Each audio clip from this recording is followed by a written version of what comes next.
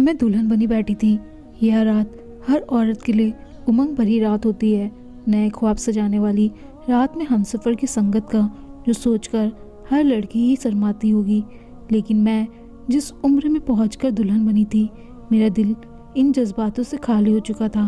और फिर जिसकी दुल्हन बनी थी, मेरे सोचने समझने की सारी सुध बुध खो चुकी थी, क्योंकि मैं अपने भाई की ही दुल्हन बन गई थी। इस वक्त मेरी रंगत लट्टे की तरह सफ़ेद पड़ चुकी थी। मेरे कानों ने जो सुना, मेरा दिल चाहा ज़मीन फट जाए और मैं उसमें समा जाऊं। भाई बहन के पवित्र रिश्ते को कैसी गंदी गाली दी गई थी। गांव की पुरानी और घटिया रस्मों के नाम पर यह कयामत थी जो दुनिया पर रहते हुए ही मेरे ऊपर टूट पड़ी थी। मेरी शादी मेरे ही छोटे भाई कुणाल के साथ। कुणाल मेरा छोटा भाई था। मेरा छोटा भाई कुणाल मुझसे बहुत छोटा था। यहाँ समझे, उसे खेलना मैंने ही सिखाया था।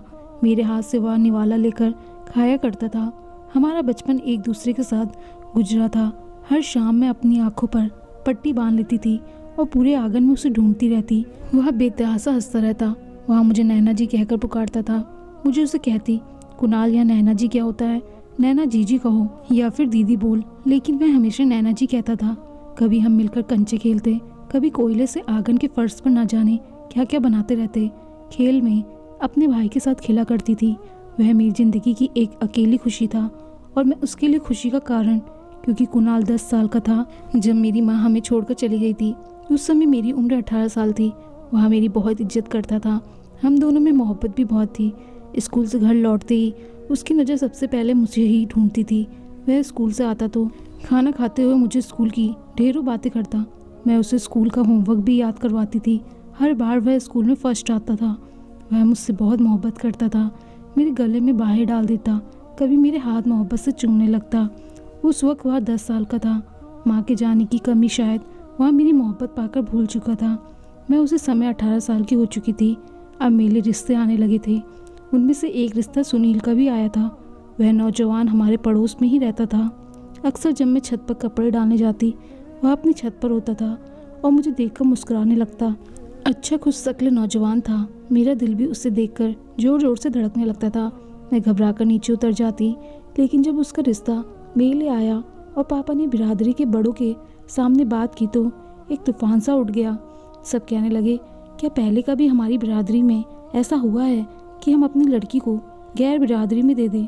हमारे यहाँ बिरादरी से बाहर रिश्ता करना बेइज्जती और अपशगुन समझा जाता है। लड़कियों को भले कुंवारे घर बिठा बूढ़ा कर दिया जाता, लेकिन गैर बिरादरी में विदा नहीं किया जाता था। मेरा दिल बुझ सा गया था। मुझे वह लड़का अच्छा लगता था भी शरीफ, इसलिए शराफत से मेरे लिए रिश्ता भेजा था। मुझसे मोहब्बत का ड्रामा नहीं रचाया था। जिस उम्र में मैं थी, मेरी सारी सहेलियों की शादियाँ हो चुकी थी। बस मैं अब तक कुंवारी थी। और वजह यह थी कि बिरादरी में मेरे जोड़ का कोई रिश्ता ना था। उसके बाद भी मेरे बहुत से रिश्ते आए, लेकिन बिरादरी से बाहर के ही थे, जिन्हें इनकार कर दिया जाता था।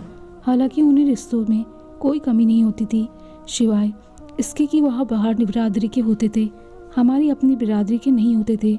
हमारे समाज में ये नासूर आज किसी जहर की तरह से फैल चुका था कि शादी के लिए रिश्ता जात पात बिरादरी देखकर किया जाता था, और इसका निशाना सिर्फ औरतें ही बनती हैं।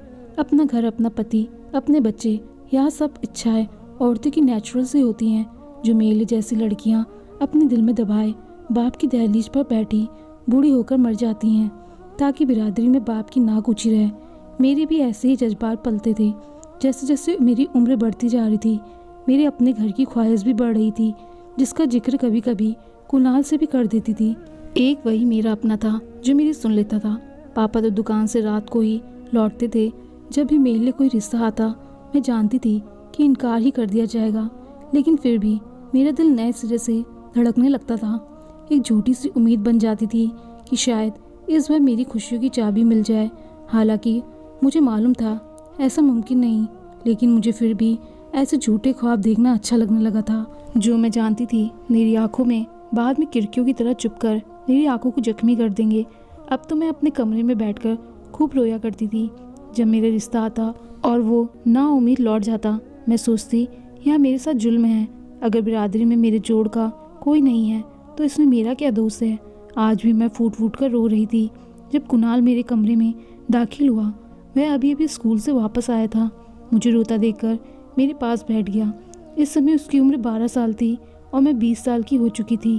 कहने लगा, नैना जी क्यों रो रही हो? अपने हाथों से वह मेरे आंसू साफ करने लगा। अब मैं उसे क्या बताती कि मैं किस दर्द से गुजर रही हूँ। मेरी माँ भी जिंदा ना थी, इसलिए मेरे दिल की बात कोई सुनने वाला नहीं था सिवाय कुणाल के। वह छोटा था लेकिन मेरा अपना था, जो मेरे आंसू पोंछ देता था। इस वक्त मेरे सामने वही था, इसलिए मैं उसको गले लगाकर रोने लगी। मैं जानती थी वह छोटा है, मेरे दर्द को समझ नहीं सकता, ना महसूस कर सकता है, लेकिन मैं फिर भी उसे कहने लगी, मुझे मेरे बाप ने बिरादरी की भेंट चढ़ा दिया है। कुणाल, मेरी कभी भी शादी नहीं हो सकती, कभी भी नहीं, किसी से भी नहीं।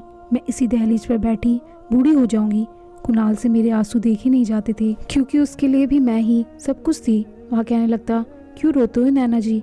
आप मत रोया करें, मुझे भी रोना आता है। मैं पापा से कह दूंगा कि वह आपकी शादी कर दे। उससे शायद उस समय बातों की गहराई की समझ नहीं थी, इसलिए उसने ऐसा कह दिया था।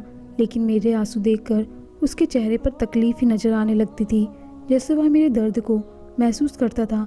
मैंने उससे कहा, नहीं कुणाल, तुम पापा से कुछ मत कहना, बस मेरी ही किस्मत खराब है, इसलिए कोई मुझसे शादी नहीं कर सकता। मैं उदास दिल से कहती थी। वह मेरे आंसू पोंछकर कहने लगता, अब रो मत नैना जी, मेरे दिल को बुरा लगता है।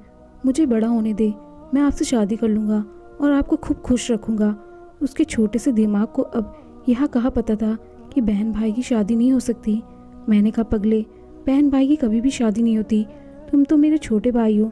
मेरी बात पर वह चुपचाप हो जाता, फिर मेरा चेहरा अपने दोनों हाथों में भर लेता, कहता, मत रोया करे नैना जी, मुझे आप रोते हुए बिल्कुल भी अच्छी नहीं लगती।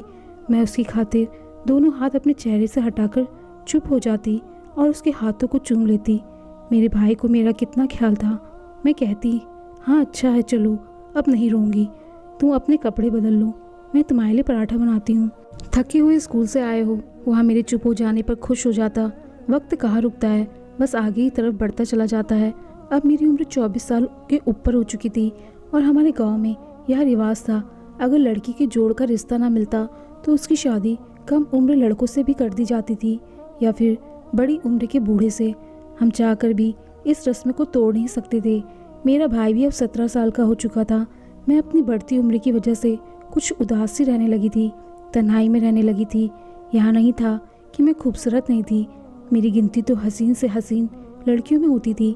मेरी रंगत बड़ी ही प्यारी सी, ऐसा लगता है जैसे दूध में केसर मिला दिया गया हो। बाल ऐसे घने लंबे काले कि जो एक बार देख ले निगाह हटाना भूल जाए। बस मेरी किस्मत ही खराब थी। घर के कामकाज करने के बाद मैं अपने घर के छोटे से आंगन में बैठ जाती थी, पेड़ों पर चाहे जहाँ पर परिंदों को देखने लगते। सोचती परिंदे भी कैसे बेफिक्र होते हैं। कभी कभी परिंदों की जोड़ियों को साथ देखकर सोचती है, भगवान तेरी लीला अपरंपार है। भगवान ने अपने परिंदों को भी जोड़े बनाए हैं, तो मेरे लिए क्या मेरा कोई साथी नहीं बनाया? क्या मैं सारी उम्र बाप की दहलीज पर ही गुजार दूंगी?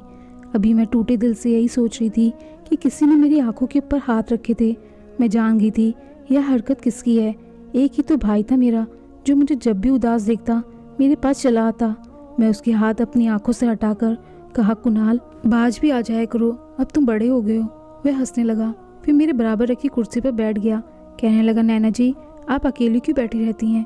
क्या परिंदों की जुबान समझ आती है आपको, जो यहाँ बैठकर सुनती रहती हैं? कुणाल की बात पर मैंने उसे गौर से देखा। वह मुझे नैना दीदी की बजाय हमेशा नैना जी ही कहता था। बचपन में उसने दीदी की जगह जी ही कहना सीखा था। अब तो मुझे भी उसके मुंह से नैना जी सुनने की आदत हो गई थी। मैंने कहा, क्या करूं? फिर बस फ्री थी, इसलिए सोचा यहाँ बैठ जाऊं। करने को कोई काम भी नहीं था। मेरी बात सुनकर वह मुस्कुराने लगा, कहने लगा, मैं किस लिए हूँ, मुझसे बात कर लिया करे।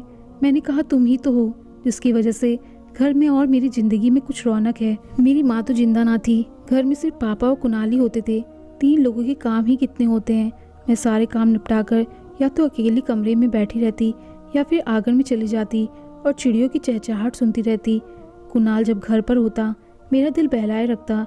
जब भी कॉलेज से वापस लौटता मेरे लिए ठंडा कुल्फी लेकर आता, और कभी गोला लेकर आता तो कभी जलेबियाँ लेकर आता। लेकिन उम्र के जिस हिस्से में मैं थी, अकेलेपन का नाक मुझे रोज डसने लगता था। यहाँ मेरी नेचुरल सी इच्छा थी और ज़रूरत भी। मुझे एक हमसफ़र की ज़रूरत कभी कभी बड़ी तेज़ी से महसूस होती थी। मेरा अपना घर हो, मेरा अपना पति हो, जिसके कंधे से लगकर मैं जी भर की बातें करूं, चाहे जाने की ख्वाहिश हर औरत के अंदर होती है, जिसमें रोज अपने सीने में दबाने की कोशिश करती रहती थी। लेकिन कभी कभी मुंह जोड़ जज्बे सर उठाते तो मैं बेतहासा रोती थी, क्योंकि मैं अपनी बिरादरी की पुरानी और घटिया रस्मों की भेंट चढ़ गई थी। वक्त कुछ और आगे बढ़ा। मैं 32 साल की हो गई थी और कुणाल की उम्र भी 24 साल की हो चुकी थी। जब मेरे सर पर पहले सफ़ेद बाल मुझे नजर आया, मेरा दिल धक से रह गया था। मैं बुढ़ापे में कदम रख चुकी थी। मैंने पहली बार अपना चेहरा आईने में गौर से देखा। मुझे अपना चेहरा मुरझाया हुआ सा लग रहा था। बढ़ती उम्र के असर अब मेरे चेहरे पर नजर आने लगे थे।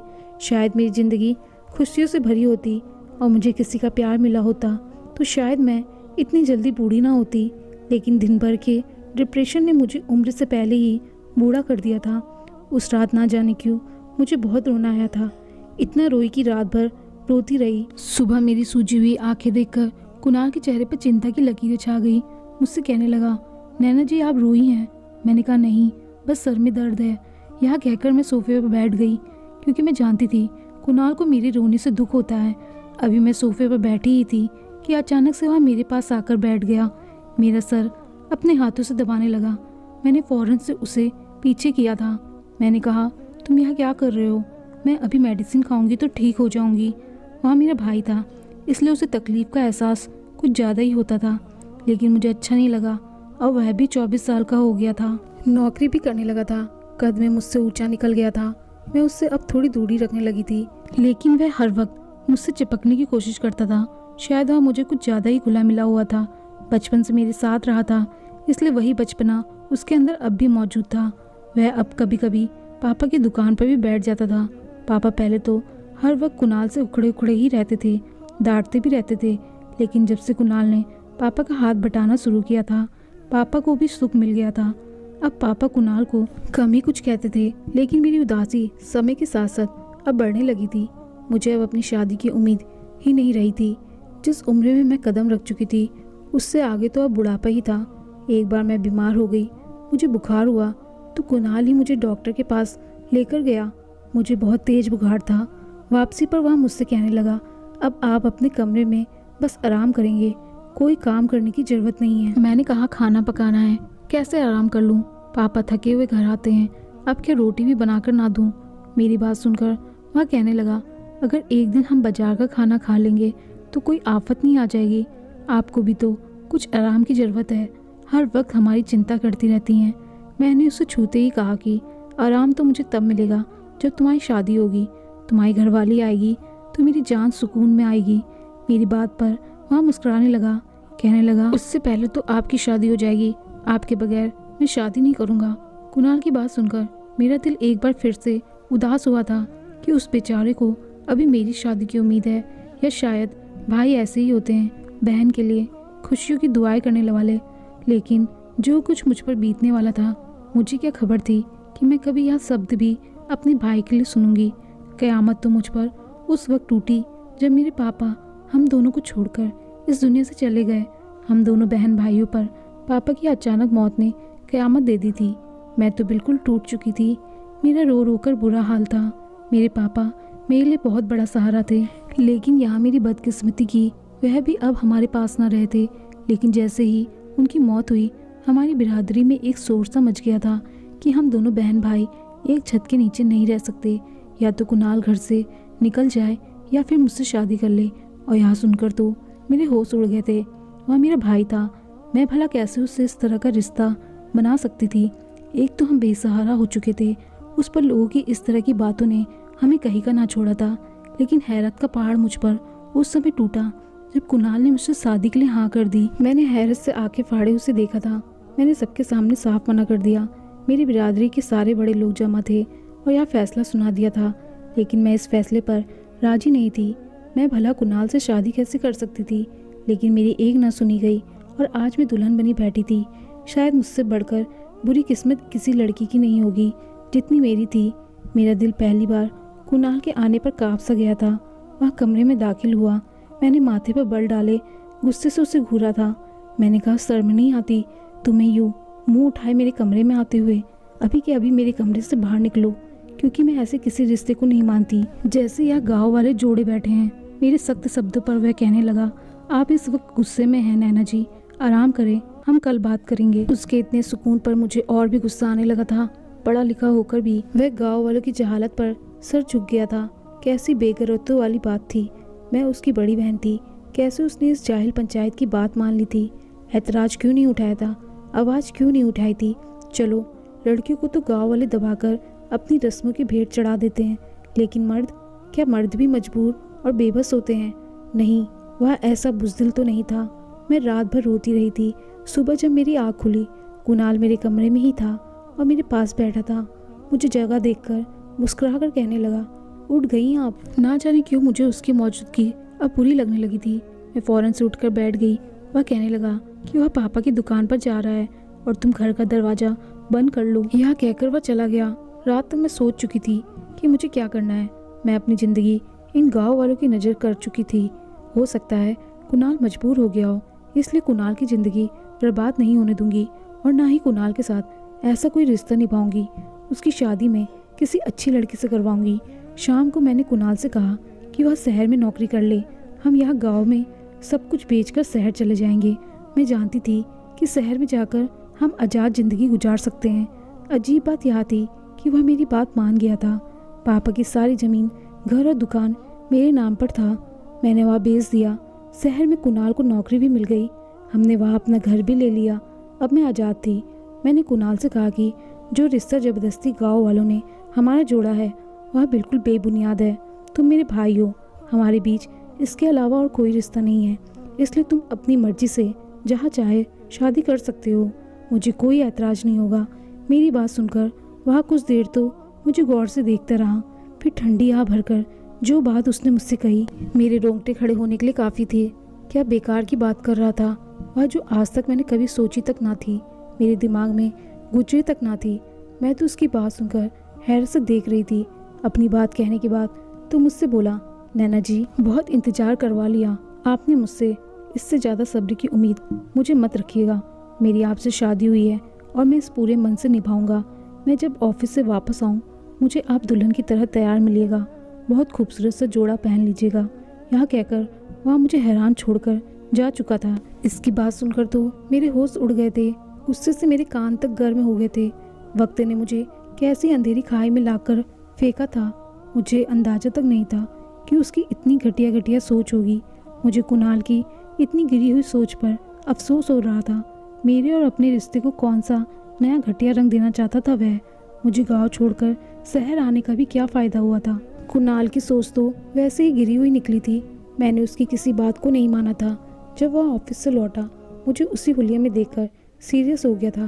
खाना भी चुपचाप ही खाया। मैं भी उससे बातें नहीं कर रही थी।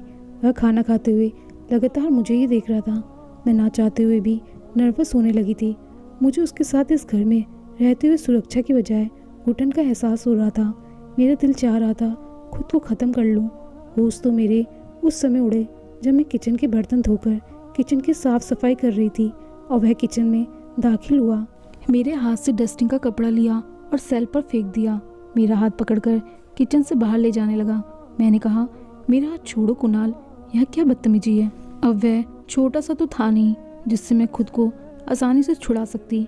मेरा दिल यूँ था जैसे सीने से बाहर निकल आएगा। मुझे कुणाल से बहुत डर महसूस हो रहा था। मैं जोर जोर से उसका हाथ अपने हाथों से छुड़ा रही थी, लेकिन अब वह एक मजबूत मर्द था। मैं चाहकर भी उसे अपना हाथ छुड़ा ना सकी। वह मुझे अपने कमरे में ले गया और मेरा हाथ छोड़ दिया और कमरे का दरवाज़ा भी लॉक करने लगा। मेरा तो दिल किसी ने मुट्ठी में जाकर दबोचा था। वह मेरे लिए ना जाने कैसे गंदे इरादे लिए हुए था। मैं उसके सामने हाथ जोड़कर रोने लगी। उसकी विनती करने लगी कि भगवान के लिए मेरे साथ ऐसा कुछ मत करना, मैं खुद से नजरें ना मिला पाऊँ।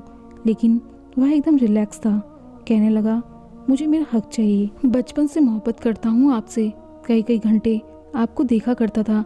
यही सोचता था कि कब मैं इस काबिल हूँगा कि अपनी नैना को अपना सकूँ, और आप कह रहे हैं आपसे रिश्ता ना निभाऊँ।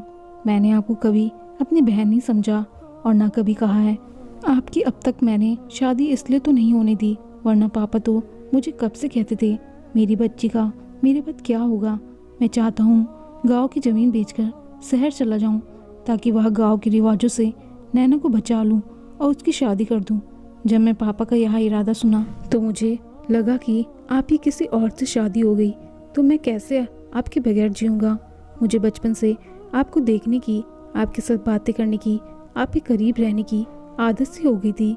नैना, याद है जब मेरी माँ मरी थी मैं बार बार डर जाता था। मेरी उम्र उस समय मुश्किल से 10 साल थी, लेकिन आप मेरे लिए चिंतित रहती थी, इसलिए मेरे साथ ही सो जाती थी। जब भी मुझे डर लगता आप मुझे अपने साथ लगा लेती थी, मुझे तसल्ली देती, मेरे आंसू पोंछती थी। फिर जब आपके लिए रिश्ते आते हैं और इनकार हो जाता तो आप अपने कमरे में बैठकर रोती थी, तो मुझे भी बुरा लगता था। उस वक्त तो मैं भी यही चाहता था कि आपकी शादी किसी से हो जाए, क्योंकि मैं बहुत छोटा था। लेकिन इस वक्त पापा को अपनी बिरादरी की चिंता थी। लेकिन जब वह बीमार रहने लगे, उन्हें आपकी चिंता सताने लगी, उस वक्त आपकी उम्र बढ़ गई थी। आपके लिए शादीशुदा बाल बच्चेदार मर्दों के रिश्ते आते थे, या उन बूढ़े मर्दों के जिनकी औलादें जवान थीं और उन्हें पत्नी नहीं है। ऐसी औरत की ज़रूरत थी जो बुढ़ापे में उन्हें संभाल सके। उस वक्त पापा यह चाहते थे कि शहर जाकर आपको किसी के भी पल्ले बांध दे, ताकि खुद सुकून से दुनिया से जा सके। और जब मैंने पापा की यह ख्वाहिश जाहिर की कि मैं नैना से शादी करना चाहता हूँ, क्योंकि पापा को तुम्हारे हमारे रिश्ते के बारे में पता था, इसलिए मैंने यह बात पापा से की थी। मुझे लगा था शायद हमारे रिश्ते की सच्चाई को जानते हुए पापा हम दोनों की शादी करवा देंगे। लेकिन तो उनकी सोच भी आपकी तरह छोटी ही निकली। कहने लगे, तुम नैना के भाई हो, भले सगे नहीं लेकिन हो तो भाई। बेशक मेरी बेटी बूढ़ी हो जाए, लेकिन ऐसा हरकत नहीं करूँगा। इसलिए आपके आने वाले कुछ रिश्ते जो मेरी नज़र में आपके काबिल नहीं थे, मैंने वहाँ आपकी शादी नहीं होने दी। यह समझ के मैंने इस वक्त फैसला कर लिया था शादी आपसे ही करूँगा, क्योंकि मेरे लिए आप बहुत अहमियत रखती हैं, क्योंकि आपका भी खुशियों पर पूरा हक है। जब मेरी माँ की शादी आपके पापा से हुई थी, उस वक्त मैं 4 साल का था और आप 12 साल की थीं। जब कुछ कुछ समझने के काबिल हुआ तो आपको अपनी बहन ही समझता था, लेकिन माँ का व्यवहार आपसे अच्छा नहीं था। वह आपसे प्यार नहीं करती थी और मुझसे कहती थी, कुणाल, यह तेरी सगी बहन नहीं है, तेरी कुछ नहीं लगती, या कोई ज़रूरत नहीं है इससे बात करने की। सगा बाप है ना, जो हर वक्त उसकी चिंता में लगा रहता है। मेरी माँ को आपसे नफरत थी और आपके पापा को मुझसे, क्योंकि मैं उनका सगा बेटा नहीं था। हमारे माँ बाप एक तो हुए थे, लेकिन औलादों के मामले में हौसला बड़ा नहीं कर सके थे। मुझे यह देखकर हैरत होती थी कि आपकी माँ की कड़वी कसीली बातें सुनकर मुझसे मोहब्बत कैसे कर लेती थी। मेरे साथ खेलती थी, मुझसे बातें करती थी। मेरे दिल में भी आपके लिए मोहब्बत पवन चढ़ने लगी थी। इसी तरह आपके पापा आपसे ज़्यादा प्यार करते थे, मुझे नहीं, लेकिन मुझे आपसे उतनी ही मोहब्बत थी कि मैं भी आपकी आदत को अपना लिया। पापा की कड़वी कसीली सुनकर भी कभी दिल को नहीं लगाया। जब पापा का देहांत हुआ तो बिरादरी में सबको पता था कि मैं आपका सगा भाई नहीं हूँ, आपकी बिरादरी का भी हूँ, इसलिए आपसे शादी कर सकता हूँ। इसलिए किसी को भी ऐतराज़ ना था। मैं उसकी बात सुनकर चुप हो गई थी। अगर मैं सगी भी नहीं थी तब भी मेरे दिल में उसके लिए ऐसा कोई जज्बात नहीं थे। वह कहने लगा, नैना, मैं आपके बगैर रहने का बिल्कुल आदी नहीं हूँ। अगर मैं किसी और से शादी कर भी लेता तो जब मेरी पत्नी आपसे मेरे रिश्ते की हकीकत जानती तो कभी आपको इस घर में बर्दाश्त न करती, क्योंकि आपसे मेरा कोई भी सगा खून का रिश्ता नहीं है। और मैं आपको बेसहारा कैसे छोड़ देता, आपको कैसे दुख देता, जबकि मैं आपसे मोहब्बत करता हूँ। मैं आपके साथ अच्छी ज़िंदगी गुजारना चाहता हूँ। नैना, मुझे जब इस बात से फ़र्क नहीं पड़ता कि आप मुझसे कितने साल बड़ी हैं, तो आपको भी नहीं पढ़ना चाहिए। मेरे पास उसके सवालों का कोई जवाब नहीं था, और यह भी सच था कि मुझे एक सहारे की ज़रूरत थी, और मोहब्बत की भी, एक हमसफ़र की भी। इसलिए कुणाल से इनकार नहीं कर पाई। मेरी शादी को आज 3 साल बीत गए हैं। हमारा एक बेटा भी है। ज़िंदगी में खुशी आने से और कुणाल की मोहब्बत पाकर मेरे चेहरे की रौनक भी दोबारा से लौट आई है। हालांकि इस रिश्ते को अपनाने के लिए मुझे थोड़ा टाइम लगा था, लेकिन शायद भगवान का यही फैसला था। कहते हैं जोड़े भगवान ही बना देता है। उसने भी मेरा जोड़ा कुणाल के साथ बनाया था, लेकिन किस्मत ने उसे मेरे सामने किसी और ही रूप में लाकर खड़ा कर दिया था। लेकिन वह मेरी किस्मत में लिखा था, मुझे मिलकर ही रहा। कुणाल ठीक कहता है, जब उसे और मुझे उम्र के फ़र्क से फ़र्क नहीं पड़ता तो दुनिया की परवाह क्यों करे, अपनी खुशियों को क्यों ना समेट ले। दोस्तों, आपको कहानी पसंद आई हो तो लाइक, शेयर और कमेंट जरूर करें, और चैनल पर नए आए हैं तो चैनल को सब्सक्राइब करना ना भूलें। धन्यवाद।